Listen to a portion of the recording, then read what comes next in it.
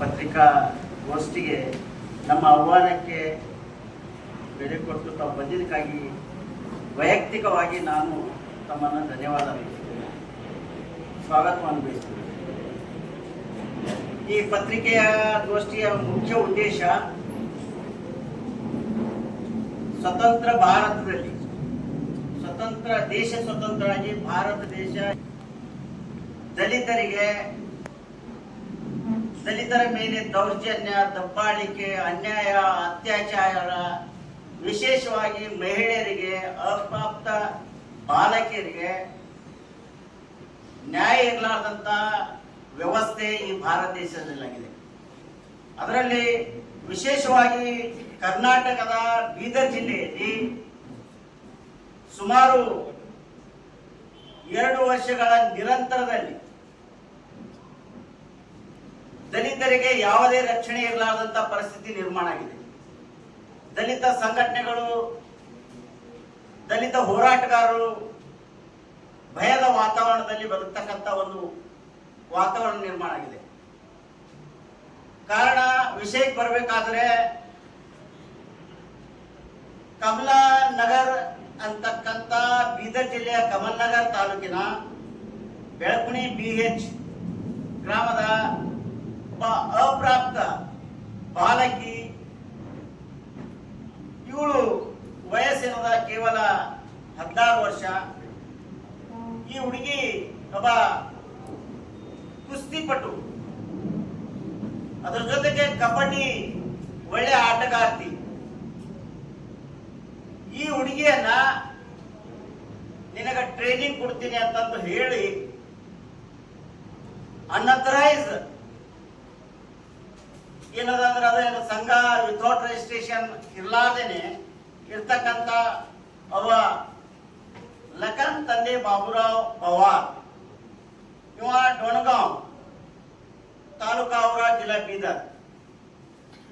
ಇವನು ಔರಾದ್ ತಾಲೂಕಿನ ಔರಾದ್ ಗ್ರಾಮದಲ್ಲಿ, ಔರಾದ್ ಪಟ್ಟಣದಲ್ಲಿ ಹನುಮಂತರಾವ್ ಶಂಕರರಾವ್ ಪಾಟೀಲ್ ಅವರು 2 ಅಂತಸ್ತಿನ ಬಾಡಿಗೆ ಮನೆಯಲ್ಲಿ ತಮ್ಮ ಕುಟುಂಬ ಸಮೇತ ಇದ್ದು ಅದರಲ್ಲಿ ಕುಸ್ತಿ ಕಲಿಸ್ತೀನಿ ಅಂತಂದು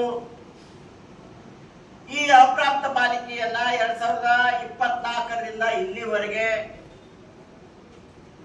ಮನೆಯಲ್ಲಿ ಇಟ್ಕೊಂಡು ಹಾಳಾಗಿ ದುಡಿಸ್ಕೊಂಡು ಅವ್ರ ಜೊತೆ ಅಸಭ್ಯವಾಗಿ ವರ್ತನೆ ಮಾಡೋದ್ರ ಜೊತೆಗೇನೆ ಪಾಲಕರಿಗೆ ಏನದ ಅಂತಂದ್ರ ನಾನು ಕೋಚಿಂಗ್ ಪಟ್ಟೀನಿ, ಈ ಕೋಚಿಂಗ್ ಹಣ 1,30,30,000 ಕೊಡಬೇಕು ಅಂತ ಪಾಲಕರಿಗೆ ಏನದ ಅಂತಂದ್ರ ಪೀಡಿಸ್ತಾನ, ಹೇಳ್ತಾನ. ರೊಕ್ಕ ತರಬೇಕು, ಹಣ ತರಬೇಕಂತಂದು ಪಾಲಕರಿಗೆ ಪೀಡಿಸಿದ್ರ ಜೊತೆಗೆ ಆ ಮಗುವಿಗೆ ಏನದ ಅಂದ್ರ ಮಾನಸಿಕ ಹಿಂಸೆ ಕೊಡೋದ್ರಿಂದ ಆ ಮಗು ಮನೆಗೆ ಬರ್ತದೆ. ಮನೆಗೆ ಬಂದ್ಮೇಲೆ ಹೋದ ತಿಂಗಳು ಏಪ್ರಿಲ್ ತಿಂಗಳಲ್ಲಿ ರಾತ್ರಿ 12 ಗಂಟೆಗೆ ಲಖನ್ ಅಂತಕ್ಕಂಥ ಆರೋಪಿ 12 ಗಂಟೆಗೆ ಬಂದು ಅವರಿಗೆ ಈಗಾಗಲೇ 1,30,30,000ದಲ್ಲಿ 60,000 ರೂಪಾಯಿ ಕೊಟ್ಟಿದ್ದಾರೆ ಪೇರೆಂಟ್, 60,000 ರೂಪಾಯಿ. ಇನ್ನುಳಿದ ಹಣ ನೀವು ಕೊಡಬೇಕು, ಇಲ್ಲಾಂದ್ರೆ ನಿಮ್ಮ ಮಗಳನ್ನ ತಗೊಂಡು ಹೋಗ್ತೀನಿ ಅಂತಂದು ಆ ಪೇರೆಂಟ್ ಪಾಲಕರನ್ನ ಧಮಕಿ ಹಾಕೋದ್ರ ಮುಖಾಂತರ ಅವರು ಅಸಹಾಯಕರಾಗಿ ಬಡವರು, ಕೂಲಿ ಕಾರ್ಮಿಕರು, ಈ ಕಾರಣಕ್ಕಾಗಿ ಅವರಲ್ಲಿ ಹಣ ಇಲ್ಲ, ನೀವು ಹಣನ ಕೊಡಬೇಕು, ಇಲ್ಲ ಮಗಳಿಗೆ ನಾನು ತಗೊಂಡು ಹೋಗ್ತೀನಿ ಅಂತ ಅನ್ನೋದ್ರಿಂದ ಅವಳಿಗೆ ಅಂದು ರಾತ್ರಿ 12 ಗಂಟೆಗೆ ಆ ಹುಡುಗಿಯನ್ನ ಅಪಹರಿಸ್ತಾನೆ ಲಖನ್. ರಾತ್ರಿ ಹೋದ ತಿಂಗಳ 12 ಗಂಟೆಗೆ ಆ ಲಖನ ಮಗುವಿನ ಅಪ್ರಾಪ್ತ ಬಾಲಕಿಯನ್ನ ಅಪಹರಿಸ್ತಾನೆ. ಅದರ ನಂತರ ಆದಂತ ಘಟನೆ ಏನಾಗ್ತದ ಅಂತಂದ್ರೆ 7ನೇ ತಾರೀಕ 8ನೇ ತಾರೀಕದಂದು ಏಕಾಏಕಿಯಾಗಿ ಆ ಬಾಲಕಿಯ ತಂದೆಗೆ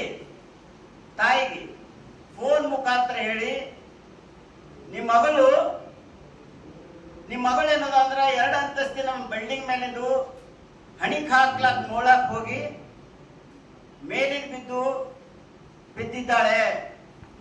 ನಾವು ದವಾಖಾನೆ ಒಯ್ಲತ್ತಿದ್ದೆವು, ನೀವು ಬರಬೇಕು ಅಂತ ಹೇಳಿ ಫೋನ್ ಮುಖಾಂತರ ಮಾಡಿದ್ರಿಂದ ಅವರು ನಾವು ಗುರುನಾನಕ್ ಹಾಸ್ಪಿಟಲ್ಗೆ ಹೋಗ್ತಾ ಇದ್ದೇವೆ ಅಂತ ಹೇಳೋದ್ರಿಂದ ಪಾಲಕರಲ್ಲಿ ಬಂದು ನೋಡುವಷ್ಟರಲ್ಲಿ ಮಗುವಿನ ಜೀವ ಹೋಗಿರ್ತದೆ. ಮಗುವಿನ ಜೀವ ಹೋಗಿರ್ತದೆ. ಅದು ಯಾವ್ದು ಹೋಗಿರ್ತದೆ? ಮೈ ತುಂಬ, ಕೈಗೆ ಕಾಲಿಗೆ ಕೊಯ್ದಿದ್ದು, ಎಲ್ಲಿ ಬಂದಲ್ಲಿ ಹುಡ್ದಿದ್ದು, ಸುಮಾರು ಮೈಯೆಲ್ಲ ಏನದಂದ್ರೆ ಎಲ್ಲಾ ಕಡೆ ಏನದಂದ್ರೆ ರಕ್ತ ಗಾಯಗಳು, ಮೂಗಿನಲ್ಲಿ ಏನದಂದ್ರೆ ರಕ್ತ ಬಂದಿದ್ದು. ಈ ರೀತಿಯಾದಂತ ಚಿತ್ರಹಿಂಸೆ ಕೊಟ್ಟು ಲೈಂಗಿಕ, ವಿಶೇಷವಾಗಿ ಲೈಂಗಿಕ ದೌರ್ಜನ್ಯ ಮಾಡಿ ಆ ಲಖನ್ ಅಂತಕ್ಕಂಥ ಕ್ರೂರಿ ಕೊಲೆ ಮಾಡಿದ ನಂತರ ಮೇಲಿಂದ ಬಿಸಾಕಿ ಅವರು ಇದು ಆಕಸ್ಮಿಕವಾಗಿ ಕೊಲೆ ಆಗಿದೆ, ಬಿದ್ದಿದ್ದಾನೆ ಅಂತಂದು ಪಾಲಕರಿಗೆ ಪುಸಲಾಯಿಸಿ ಎಫ್ಐಆರ್ ದಲ್ಲಿ ಪಾಲಕರು ಹೇಳಿದ ಹಾಗೆ ವರದಿಯನ್ನು ಬರಲಾರ್ದೇನೆ ಅವರನ್ನ ಮಾನಸಿಕವಾಗಿ ಒತ್ತಡದಿಂದ ಒಂದು ಕಡೆ ಪೊಲೀಸು ಇನ್ನೊಂದು ಕಡೆ ದಲಾಲರ ಮುಖಾಂತರ ಪಾಲಕರಿಗೆ, ಅಮಾಯಕಿರ್ತಕ್ಕಂಥ ಪಾಲಕರು, ಅನ್ಎಜುಕೇಟೆಡ್ ಬಡವರು ಯಾವುದೇ ದೋಚದೆ ಕನ್ಫ್ಯೂಷನ್ ನಲ್ಲಿ ಏನ್ ಮಾಡಬೇಕು ಅಂತಕ್ಕಂಥ ಗೊತ್ತಾಗಲಾರ್ದಂತ ಆ ಲೆವೆಲ್ದಲ್ಲಿ ಏನದಂದ್ರ ಪಾಲಕರಿಗೆ ಗೊಂದಲ ಸೃಷ್ಟಿ ಮಾಡಿ ಮಾನಸಿಕ ಹಿಂಸೆ ಕೊಡೋದ್ರಿಂದ ದಿನಾಂಕ 9ನೇ ತಾರೀಕು ಇದು ಬರೀತಾರೆ ಸರ್. ಏನು ಏಪ್ರಿಲ್ 9 ಏನು ಮೇ 9 ಸರ್? 9/5/2026. ಅಗೊತ್ತಾ ಏನ್ ಹೇಳ್ತಾರ ಅಂತಂದ್ರೆ 8ನೇ ತಾರೀಕು 5/12 ಏನದಂದ್ರ ಚಿಕಿತ್ಸೆ ಫಲಕಾರಿ ಆಗದೆ ಸಾವಾಗಿದೆ ಅಂತ ಎಫ್ಐಆರ್ ಬಂದಿದೆ. ಅಲ್ಲಿ ಏನಂತಾರದ ಅವಳೇ ಆತ್ಮಹತ್ಯೆ ಮಾಡಿಕೊಂಡಿದ್ದಾಳೆ ಅಂತ ಎಫ್ಐಆರ್ ಮಾಡಿದ್ದಾರೆ.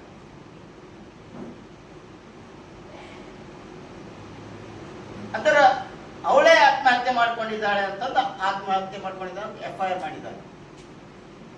ನೆಕ್ಸ್ಟ್ ಇದು ಆದ ನಂತರ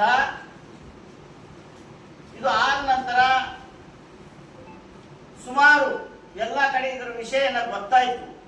ಕೆಲವು ಸ್ವಾಭಿಮಾನಿಗಳ ಈ ವಿಷಯನ್ನ ಪ್ರಸ್ತಾವ ಮಾಡಕ್ ಸ್ಟಾರ್ಟ್ ಮಾಡಿದ ಮೇಲೆ ನಿನ್ನೆ ದಿನ ನಮಗೆ ಬಹಳ ವಿಪರ್ಯಾಸ ಆಗ್ತದ, ಬಹಳ ಖೇದ ಅನಿಸ್ತದ, ಬಹಳ ನಮಗೇನದಂದ್ರೆ ಅನ್ಸೆಕ್ಯೂರ್ಡ್ ಫೀಲ್ ಆಗ್ತದೆ ಈ ಜಿಲ್ಲೆಯಲ್ಲಿ. ಕಾರಣ ಏನಂದ್ರ ಯಾವ ವ್ಯಕ್ತಿ ಕೊಲೆ ಮಾಡಿದ್ದಾನ ಆ ವ್ಯಕ್ತಿಯನ್ನ ನಿನ್ನೆ SP ಸಾಹೇಬರು SP ಆಫೀಸ್ನಲ್ಲಿ ಆ ಕೊಲೆ ಮಾಡಿದಂತ ವ್ಯಕ್ತಿ ಲಖನ್, ತಂದೆ ಬಾಬುರಾವ್ ಪವಾರ್ ಮತ್ತ ಆ ಅಪ್ರಾಪ್ತ ಬಾಲಕಿಯ ತಂದೆ ತಾಯಿಯನ್ನ ಇಬ್ಬರನ್ನು ಕೂಡಿಸಿ ಸಂಜೋತ ಮಾಡ್ಲಿಕ್ಕೆ ಏನದ ಅಂತಂದ್ರೆ ಬಹಳ ಸುಮಾರು 2 ಗಂಟೆಗಳ ಹರಸಾಹಸ ಮಾಡಿದ್ದಾರೆ. ಹರಸಾಹಸ ಮಾಡಿದ್ದಾರೆ. ಇದನ್ನ ಪ್ರಸ್ತಾವ ಮಾಡ್ತಕ್ಕಂತ ಜಿಲ್ಲೆಯ ಸಂಘಟನೆಯ ಪ್ರಮುಖರ ಪ್ರಸ್ತಾವ ಮಾಡಿದಾಗ ಅಲ್ಲಿ ಸಂಘಟನೆಗಾರರನ್ನ ನಿಮ್ಮ ಮೇಲೆ ಕೇಸ್ ಮಾಡ್ತೀನಿ, ಸುಮಾರು 5 ಜನರ ಮೇಲೆ ಏನದ ಅಂತಂದ್ರೆ ನೋಟಿಸ್ ಕೊಡಲಾಗಿದೆ ಈಗಾಗಲೇ. ಇದನ್ನ ಈ ಅನ್ಯಾಯವನ್ನ ಖಂಡಿಸ್ಲಿಕ್ಕೆ ಪ್ರಸ್ತಾವ ಮಾಡಲಿಕ್ಕೆ ಈ ದೇಶದ ಸಂವಿಧಾನ ಕೊಟ್ಟಿದೆ. ಏನ್ರಿ? ಹಾ, ನಮ್ಮ ಜಿಲ್ಲೆಯ ಅಧ್ಯಕ್ಷರಿಗೆ ಅವ್ರಿಗೆ ನಿನ್ನೆ ಮೊನ್ನೆ ಕೇಳಿದರೆ ಕೂಡಿಸಿದ ಪೊಲೀಸ್ ಸ್ಟೇಷನ್ದಲ್ಲಿ ನೋಟಿಸ್ ಕೊಟ್ಟಿದ್ರೆ ಅವ್ರಿಗೆ ನೀವು ಹೀಗೆ ಯಾಕೆ ಬರೀ ಕೇಳತ್ತೀರಿ ನೀವು ಅಂತ. ನಿನ್ನೆ ನಮ್ಮ KRS ಪಾಟೀಲ್ ಅವರು ಪ್ರಶ್ನೆ ಮಾಡಿದ್ರೆ ನನ್ನ ಮಾತು ಕೇಳದಿದ್ರೆ ಮಾತ್ರ ಇದ್ರ ಒಳಗಡೆ ಇರಬೇಕು, ಇಲ್ಲ ಅಂದ್ರೆ ಹೊರಗಡೆ ಹೋಗ್ಬೇಕಂತ ನಿನ್ನೆ ಬೆಟ್ಟದಲ್ಲಿ SP ಅವ್ರು ಹೊರಗಡೆ ಹಾಕಿದ್ರು ಅವ್ರಿಗೆ. ಇದು ನಾವು ಈ ದೇಶದಲ್ಲಿ ನಾವು ಸ್ವತಂತ್ರ ಭಾರತದಲ್ಲಿ ಬದುಕ್ತಾ ಇದ್ದೇವೆ ಅಥವಾ ಬ್ರಿಟಿಷ್ ಕಾಲದಲ್ಲಿ ಬದುಕ್ತಾ ಇದ್ದೇವೆ. ಈ ರೀತಿ ಒಂದು ಕಡೆ ಅಪ್ರಾಪ್ತ ಬಾಲಿಕೆಯ ಲೈಂಗಿಕ ದೌರ್ಜನ್ಯ ಜೊತೆ ಕೊಲೆ ಆಗಿದೆ. ಆ ಕೊಲೆ ಆರೋಪಿಯನ್ನ ತಮ್ಮ ಜೊತೆಗೆ ಇಟ್ಕೊಂಡು ಸಂಧಾನ ಮಾಡ್ಲಿಕ್ಕೆ SP ಹೊರಟಿದ್ದಾರೆ. ಮತ್ತೆ ಕೊಲೆಯನ್ನ ಖಂಡಿಸಿ ನ್ಯಾಯಪರವಾಗಿ ಮಾತಾಡೋರಿಗೆಲ್ಲ ಅವರು ಕೇಸ್ ಮಾಡ್ಲಿಕ್ಕೆ ಅಂದಿಸ್ತಾ ಇದ್ದಾರೆ. ಇದು ಯಾವ ನ್ಯಾಯದಲ್ಲಿ ಮಾನ್ಯ ಸಚಿವರು, ಉಸ್ತುವಾರಿ ಸಚಿವರೇ, ನಿಮ್ಮನ್ನ ನಾವು ನೇರವಾಗಿ ಕೇಳಕ್ ಇಷ್ಟಪಡ್ತಾ ಇದ್ದೇವೆ. ಈ ಜಿಲ್ಲೆಯಲ್ಲಿ ಕಾನೂನು ಮತ್ತು ಸುವ್ಯವಸ್ಥೆ ದಲಿತರಿಗಾಗಿ ಯಾವ ಹಂತದಲ್ಲಿದೆ? ನಾವು ದಲಿತರು ನಿಮ್ಮನ್ನು ವೋಟ್ ಹಾಕಿ ನಾವು ಸುರಕ್ಷಿತವಾಗಿ ಬರುತ್ತಾ ಇದ್ದೇವಾ ಇಲ್ಲ ಅಂತಕ್ಕಂಥದ್ದು ನಮಗೆ ಭಯ ಬರ್ತಾ ಇದೆ. ರಾಜ್ಯದಲ್ಲೇ ಅಷ್ಟೇ ಅಲ್ಲ, ವಿಶೇಷವಾಗಿ ಜಿಲ್ಲೆಯಲ್ಲಿ ಬಾಲ್ಕಿ ಇರಬಹುದು, ಬೀದರ್ ಇರಬಹುದು, ಔರಾದ್ ತಾಲೂಕು ಇರಬಹುದು. ಹೀಗಾಗಿ ಸುಮಾರು ಎಲ್ಲಾ ತಾಲೂಕಿನಲ್ಲಿ ಏನದಂತಂದ್ರೆ ವಿಶೇಷವಾಗಿ SC ST OBC ಮೈನಾರಿಟಿ ಮೇಲೆ ಏನಂದ್ರ ನಿರಂತರ ದಬ್ಬಾಳಿಕೆ ಆಗ್ತಾ ಇದೆ. ಇದು ನೇರವಾಗಿ ಜಿಲ್ಲಾಡಳಿತ ವೈಫಲ್ಯತೆ ಅಂತ ಹೇಳಿ ಕಂಡು ಬರ್ತಾ ಇದೆ. ಸಾಕಷ್ಟು ಸಾರಿ ಬಾಲ್ಕಿ ತಾಲೂಕಿನಲ್ಲಿ ವಿಶೇಷವಾಗಿ ಏನಂತಂದ್ರೆ SC ST ಗಳ ಮೇಲೆ ಬಹಳಷ್ಟು ದೌರ್ಜನ್ಯಗಳು ಕೇಸ್ಗಳನ್ನ ಆಗಿದ್ದಾವೆ. ಆದ್ರೂ ಕೂಡ ಆರೋಪಿಗಳಿಗೆ ಇನ್ನುವರೆಗೆ ಯಾರನ್ನ ಅರೆಸ್ಟ್ ಮಾಡಿಲ್ಲ. ಅದು ಬಿಟ್ಟು ಆಮೇಲೆ ಯಾರು ಸಾಮಾಜಿಕ ಹೋರಾಟಗಾರರು ನ್ಯಾಯಪರವಾಗಿ ಧ್ವನಿ ಎತ್ತಕ್ಕಂಥವ್ರು ಪ್ರಮುಖರು ಅವ್ರ ಮೇಲೆ ಅಂತಂದ್ರೆ ಪ್ರಹಾರ ಪೊಲೀಸ್ ಇಲಾಖೆ ಮಾಡ್ತಾ ಇದೆ. ಹೀಗಾಗಿ ಈ ಜಿಲ್ಲೆಯಲ್ಲಿ ವಿಶೇಷವಾಗಿ ಏನಂತಂದ್ರೆ ಜಿಲ್ಲಾಡಳಿತ ಹಾಗೂ ಇಲ್ಲಿ ಜಿಲ್ಲಾ ಉಸ್ತುವಾರಿ ಸಂಪೂರ್ಣ ಏನಂದ್ರ ಪ್ರಜಾಪ್ರಭುತ್ವ ಕಗ್ಗೊಲೆ ಮಾಡಿದ್ದಾರೆ ಅಂತ ಹೇಳಿ ಹೇಳಿಕೆಯಲ್ಲಿ ಸಾಬೀತಾಗ್ತಾ ಇದೆ. ಇಂಥದ್ರಲ್ಲಿ ನಿನ್ನೆ ಮೊನ್ನೆ ಏನಿದು ಘಟನೆ ಆಗಿದೆ ಔರಾದ್ ತಾಲೂಕಿನಲ್ಲಿ, ಕಮಲ್ ನಗರ್ ತಾಲೂಕಿನಲ್ಲಿ, ಬೋಪುರ್ ಬೆಳಕುಣಿಯಲ್ಲಿ ಈ ಒಂದು ಅಪ್ರಾಪ್ತ ಬಾಲಿಕೆ ಮೇಲೆ ಏನಂದ್ರೆ ಅತ್ಯಾಚಾರ ಎಸಗಿ ಮತ್ತೆ ಕೊಲೆ ಆದ್ರೂ ಕೂಡ ಪೊಲೀಸ್ ಇಲಾಖೆನವರು ಇಲ್ಲಿವರೆಗೆ ಅದನ್ನ ತಂಡ ರಚನೆ ಮಾಡಿ ವಿಶೇಷವಾಗಿ ಅದಕ್ಕೆ ನಾನು ತನಿಖಾ ಕೈಗೊಳ್ಬೇಕು. ಮತ್ತೆ ಅದು ಪೋಸ್ಕೋ ಕಾಯ್ದೆ ಅಡಿಯಲ್ಲಿ ಏನಂದ್ರೆ ಪ್ರಕರಣ ದಾಖಲಿಸಬೇಕು. ಈಗಾಗಲೇ ನಮ್ಮ ಮುಖಂಡರು ಹಿರಿಯರು ಅಂಕುಶ್ ಹೋಗ್ಲಾಂಡ್ ಅವರು ಸವಿಸ್ತಾರವಾಗಿ ತಮಗೆ ಕೇಸ್ ಬಗ್ಗೆ ಎಲ್ಲ ಹೇಳಿದ್ದಾರೆ. ಹೀಗಾಗಿ ನಾವು ಹೇಳೋದೇನೆಂದ್ರೆ ಈ ಜಿಲ್ಲಾ ಉಸ್ತುವಾರಿ ಸಚಿವ ಅವ್ರ ಕೈಯಿಂದ ನ್ಯಾಯ ಕೊಡೋದಂತ ಆಗಲ್ಲ. ಲಾ ಅಂಡ್ ಆರ್ಡರ್ ಏನಿದೆ ಅಂದ್ರೆ ಸಂಪೂರ್ಣ ಹೆದಗೆಟ್ಟಿದೆ ಅಂತ ಹೇಳಿ ಇಲ್ಲಿ ಮೇಲ್ನೋಟ ಕಾಣ್ತಾ ಇದೆ. ಹೀಗಾಗಿ ಇಲ್ಲಿರುವಂತಹ ಪೊಲೀಸ್ ವರಿಷ್ಠ ಅಧಿಕಾರಿಗಳು ಅವರು ಪ್ರತಿ ಒಂದು ಕೇಸಲ್ಲೂ ಕೂಡ ಹೋಗಿ ಪೀಸ್ ಮೀಟಿಂಗ್ ಮಾಡ್ಲಿಕ್ಕೆ, ಆಮೇಲೆ ಪ್ರಕರಣ ಆದ್ಮೇಲೆ ಅವ್ರಿಗೆ ಸಮಾಧಾನ ಹೇಳಲಿಕ್ಕೆ ಹೋಗ್ತಾ ಇದ್ದಾರೆ. ಇದನ್ನು ಕೈ ಬಿಟ್ಟು ಈಗಾಗಲೇ ಅವರು ಮನೆ ತಾಯಿ ತಂದೆ ಮೇಲೆ ಏನಂದ್ರೆ ಅವರು ತುಂಬಾ ನೋವಿನಲ್ಲಿದ್ದಾರೆ. ಅವ್ರಿಗೆ ನ್ಯಾಯ ಕೊಡಂತ ಕೆಲಸ ಆಗ್ಬೇಕು, ಪೊಲೀಸ್ ಇಲಾಖೆನವರು ಅದನ್ನ ಮಾಡಬೇಕು. ಅದನ್ನ ಬಿಟ್ಟು ಈ ನಿನ್ನೆ ಮೊನ್ನೆಕೆರೆಯಲ್ಲಿ ನಮ್ಮ ರಾಜೇಶ್ ಶಿಂದೆ ಅವರು ಈಗ ಈ ಸಂಘಟನೆ ಜಿಲ್ಲಾಧ್ಯಕ್ಷರು ಅವ್ರಿಗೆ ಏನದಂತಂದ್ರೆ ಒಂದು ಸಾಮಾಜಿಕ ಜಾಲತಾಣದಲ್ಲಿ ಏನದಂದ್ರೆ ಇದ್ರ ಬಗ್ಗೆ ಒಂದು 4 ಅಕ್ಷರ ಬರೆದಿ ಈ ತರ ಆಗ್ತಾ ಇದೆ ಜಿಲ್ಲೆಯಲ್ಲಿ, ಇದು ಒಂದು ಸಾವು ಹೇಗೆ ಆಗಿದೆ ಅಂತ ಹೇಳಿ ಬರ್ದಿದ್ದಕ್ಕೇನೆ ಅವ್ರಿಗೆ ಏನದಂದ್ರೆ ಕೂಡಲೇ ಏನದಂದ್ರೆ ಪೊಲೀಸರು ಬಂಧಿಸಿ ಪೊಲೀಸ್ ಸ್ಟೇಷನ್ ಅಲ್ಲಿ ಕುಂದಿರ್ಸ್ತಾರೆ. ಮೊನ್ನೆ ಕಡೆ ರಾಜು ಶಿಂದೆ ಅಂತ ಹೇಳಿ ಈ ಜನಧ್ವನಿ ಸಂಘಟನೆಯ ಜಿಲ್ಲಾಧ್ಯಕ್ಷರು ರಾಜ್ಕುಮಾರ್ ಶಿಂದೆ ಈ ಒಂದು ಘಟನೆಗೆ ಸಂಬಂಧಿಸಿದಂತೆ ಅವ್ರು ಪೋಸ್ಟ್ ಮಾಡಿದ್ರು ಫೇಸ್ಬುಕ್ ಅಲ್ಲಿ, ಸಾಮಾಜಿಕ ಜಾಲತಾಣ. ಅವ್ರಿಗೆ ಏನಿದೆ ಅಂತಂದ್ರೆ ಕೂಡಲೇ ಏನದ ಅಂದ್ರೆ ನಿನ್ನೆ ಸಾಯಂಕಾಲ ಅವ್ರಿಗೆ ಬಂಧಿಸಿ ಸ್ಟೇಷನ್ಗೆ ಒಯ್ದು ಕುಂದಿರಿಸಿ ಯಾಕಪ್ಪ ಈ ತರ ಎಲ್ಲ ಬರೀತೀರಿ ಹಿಂಗೆಲ್ಲ ಮಾಡ್ತೀರಿ ಅಂತ ಹೇಳ್ತಾರೆ. ಅಲ್ಲ, ಘಟನೆ ಆಗಿದೆ, ಅದಾದ ನಂತರ ಅದ್ರ ಹಿಂದೆ ಇನ್ನ ಒಂದ್ ದಿವಸ ಹಿಂದೆ ಏನದ ಅಂತಂದ್ರೆ ಈ ಪ್ರಕರಣ ಸಂಬಂಧಿಸಿದಂತೆ ಪೊಲೀಸ್ ವರಿಷ್ಠಾಧಿಕಾರಿ ಭೇಟಿ ಆಗ್ಲಿಕ್ಕೆ ಅಂತ ಹೇಳಿ ಎಲ್ಲಾ ಪ್ರಮುಖರು, ಸ್ವಾಭಿಮಾನಿ ಸಂಘಟನೆ ಪ್ರಮುಖರು ಎಲ್ಲರೂ ಸೇರಿ ಜಿಲ್ಲೆಯಲ್ಲಿ ಏನದಂತಂದ್ರೆ ಇಂಥದ್ದು ಒಂದು ಘಟನೆ ಆಗಿದೆ ಔರಾದ್ನಲ್ಲಿ ಅಂತ ಹೋಗಿ ಮನವಿ ಕೊಡ್ಲಾಕಂತ ರೆಡಿ ಆದ್ರೆ ಅವತ್ತಿನ ದಿವಸ ಸಾಮಾಜಿಕ ಹೋರಾಟಗಾರರು ಅಂತಂದ್ರೆ ಮತ್ತೆ ತಿರ್ಗಾ ಒಂದು ಬಾಲ್ಕಿ ಪೊಲೀಸ್ ಸ್ಟೇಷನ್ ಕರ್ಕೊಂಡು ಹೋಗ್ತಾರೆ ಇನ್ನೊಬ್ರಿಗೆ, ರಾಹುಲ್ ಖಂದಾರಿ ಅನ್ನೋರಿಗೆ. ಈ ಒಂದು ಪ್ರಕರಣದಲ್ಲಿ ಎಲ್ಲರೂ ಈ ತರ ಆಗಿದೆ ನ್ಯಾಯ ಕೇಳಕ್ಕೆ ಏನದ ಒಂದ್ ಕಡೆ ಕುಂತಿದ್ರು ಕೂಡ ಅವ್ರಿಗೆ ಹತ್ತಿಕ ಕೆಲಸ ಏನೋದನ್ನ ಇಲ್ಲಿಂದ ಪೊಲೀಸ್ ಇಲಾಖೆ ಮಾಡ್ತಾ ಇದೆ. ಅವರಿಗೆ ಮೇಕರ್ ಪೊಲೀಸ್ ಸ್ಟೇಷನ್ ಒಂದು ಸುದರ್ಶನ್ ರೆಡ್ಡಿ ಅಂತ ಹೇಳಿ PSI ಅವರು ಬಂದು ಅವರನ್ನ ಬಂಧಿಸ್ಕೊಂಡು ಅವ್ರ ಕಾರಲ್ಲಿ ತಗೊಂಡೋಗಿ ಬಾಲ್ಕಿ ಸರ್ಕಲ್ ಆಫೀಸ್ ಕೂಡ ಹಾಕ್ತಾರ. ಯಾಕಪ್ಪ ನೀವು ಇದೆಲ್ಲ ಮಾಡ್ತೀರಿ, ನಿಮ್ಮ ಕೈಯಿಂದ ನ್ಯಾಯ ಕೊಡಕ್ ಆಗಲ್ಲ ಅಂತಂದ್ರೆ ನೀವು ನಿಮ್ ಕುರ್ಚಿ ಬಿಟ್ಟು ತೊಲಗಬೇಕು, ಯಾರ ಮನೆ ಕಾಯೋದ ಕಾಯ್ಬೇಕು. ಅದನ್ನು ಬಿಟ್ಟು ನೀವು ಈ ಒಂದು ಸಾಮಾಜಿಕ ಹೋರಾಟಗಾರರು ಮತ್ತೆ ಈ ವಿಶೇಷವಾಗಿ ಜಿಲ್ಲೆಯಲ್ಲಿ ಪತ್ರಕರ್ತರಿಗೆ ಏನದ ಅಂತಂದ್ರೆ ಯಾವ್ದೇ ರಕ್ಷಣೆ ಇಲ್ಲ. ಪತ್ರಕರ್ತರ ಮೇಲೆ ಹಲ್ಲೆ ಆದ್ರೂ ಅವ್ರಿಗೆ ನ್ಯಾಯ ಕೊಡಲ್ಲ.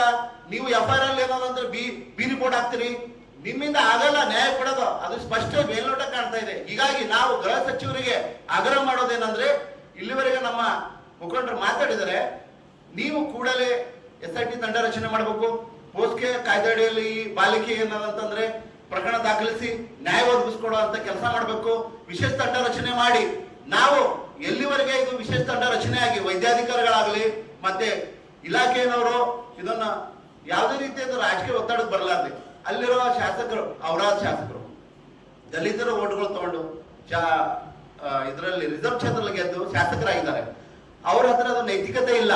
ಇಲ್ಲಿವರೆಗೆ ಅವ್ರ ಮನೆ ಹೋಗಿ ಸಾಂತ್ವನ ಹೇಳಲಿಕ್ಕೆ ಆಗಿಲ್ಲ, ನ್ಯಾಯ ಕೊಡುವಂತೂ ಆಗಲ್ಲ. ಹೀಗಾಗಿ ಅಲ್ಲಿರುವ ಶಾಸಕರು ಹಾಗೂ ಜಿಲ್ಲಾ ಉಸ್ತುವಾರಿ ವಿಶೇಷವಾಗಿ ಬಹಳಷ್ಟು ಸಾರಿ ಏನದ ಅಂತಂದ್ರೆ ಇಂಥ ಘಟನೆಗಳು ಸಂಬಂಧಿತವಾಗಿ ನಾವು ಹೋರಾಟ ಕೂಡ ಮಾಡಿದೀವಿ.